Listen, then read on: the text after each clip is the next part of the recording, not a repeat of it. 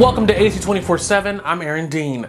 Music mogul and businessman Sean Diddy Combs has temporarily stepped down as chairman of Revolt. Now, Diddy co-founded the network in 2013. It's a multimedia platform used to focus on black storytelling within the urban and hip-hop communities. In a social media post, the network said while Combs had no day-to-day operational role in the business, this decision helps to ensure that Revolt remains focused on its mission. The announcement comes amid sexual assault allegations against Diddy that began when former girlfriend and singer Cassie filed a lawsuit against him. The two reached a settlement a day after the lawsuit was reported. And switching gears, a sixth set of hostages is scheduled to be released by Hamas on Wednesday, according to two sources close to the matter. This will be the second release during the extension of the truce between the militant group and the Israeli military. The Advocate Channel's John Lawrence reports. Tears, hugs, and smiles from family and friends for the dozens of hostages released by Hamas over the past few days. That includes 9-year-old Emily Hand, who was held captive for 7 weeks.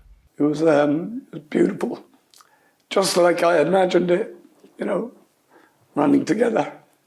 I probably squeezed too hard. During the halt in military action between Israel and Hamas, some much-needed supplies are being brought into Gaza.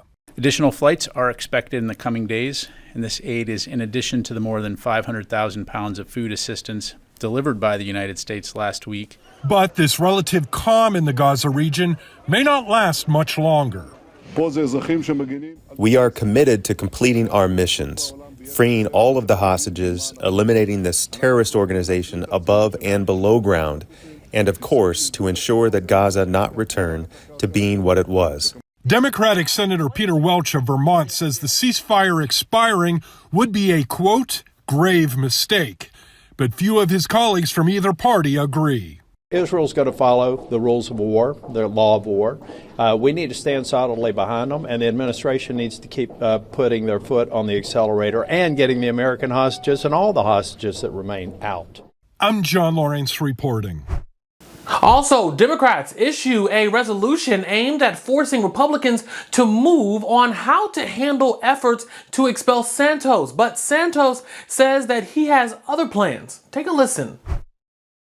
To set the record straight and put this in the record, I will not be resigning. Are we to now assume that one is no longer innocent until proven guilty, and they are in fact guilty until proven innocent?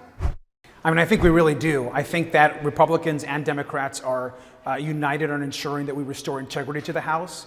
When we filed this resolution almost 9 months ago, when Republicans decided to save Santos they made the decision to have this ethics investigation and send this to committee.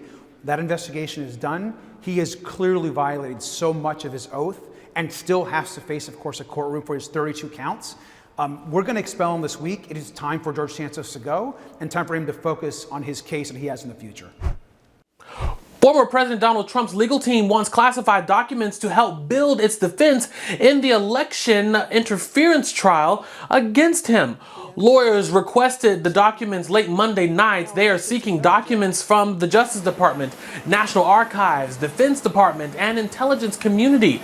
Trump has long said that there was a government conspiracy against him to make it appear that he lost the 2020 presidential election. Multiple investigations have found no evidence of voter fraud. If the judge grants Trump team access to the documents, it could help him delay the case as the court figures out how to handle classified information. The trial is currently set for March. Thanks so much for joining us for AC 24/7. For more, go to theadvocatechannel.com and subscribe on the Advocate Channel YouTube page. For the Advocate Channel, I'm Aaron Dean.